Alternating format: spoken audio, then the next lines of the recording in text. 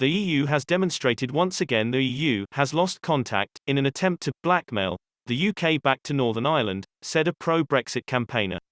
And Jane Ardea, the director of Get Britain Out, warned Brexit Secretary Lord David Frost, any further compromise risked breaking Brexit completely, instead urging Boris Johnson to unplug and go away. The past 2 weeks once again show how out of touch the European Union is when it comes to why people voted to leave the EU, Ms. Ardea said. After nearly 5 years of negotiations, you might think they will understand our clear boundaries at this point, but it doesn't seem to be the case.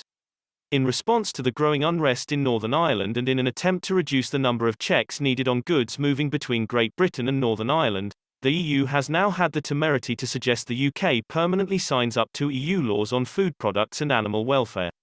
In other words, abandon being independent from the EU. However, even for this princely sum, the EU will only drop the majority of checks, but not all of them. This is attempted blackmail, plain and simple. Such an agreement would not only stop the UK from making its own rules and regulations, one of the chief reasons why the country voted for Brexit, but would also restrict the nation's ability to sign new trade deals with other countries around the world. Ms. Ardea warned, this would effectively give the EU a veto on any future trade deals we sign, because if the country does not meet the EU's standards, which they could amend at any stage in the future with no input from the UK government, then we would not be allowed to import their products. The USA and Australia were just two major examples of countries with which the UK was already in detailed trade negotiations, Ms. Ardea pointed out. She said, a trade deal with Australia is even expected to be signed off next week, with their trade minister coming to the UK to finalise the details on Monday.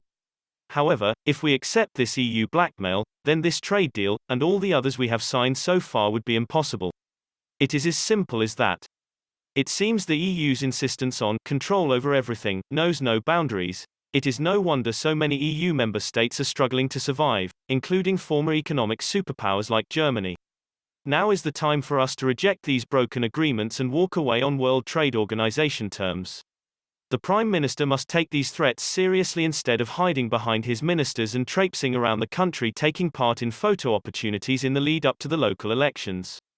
A statement issued by the European Commission spokesman after last night's talks said, the Vice President reiterated the EU's commitment to the protocol, which is the only way to protect the Good Friday Agreement and to preserve peace and stability, while avoiding a hard border on the island of Ireland and maintaining the integrity of the EU single market. Only joint solutions, agreed in the joint bodies established by the withdrawal agreement, can provide the stability and predictability that is needed in Northern Ireland. The EU's legal action against the UK for unilaterally extending a series of grace periods in the protocol, intended to ease its implementation, would continue for as long as necessary, the Commission warned. A UK government spokesman said Lord Frost had reiterated the UK's commitment to working through the joint bodies provided for by the Brexit withdrawal agreement. The spokesman added, he underlined that any solutions had to be consistent with the overriding commitment to respecting the Belfast Agreement in all its dimensions and to ensuring minimum disruption of everyday lives in Northern Ireland.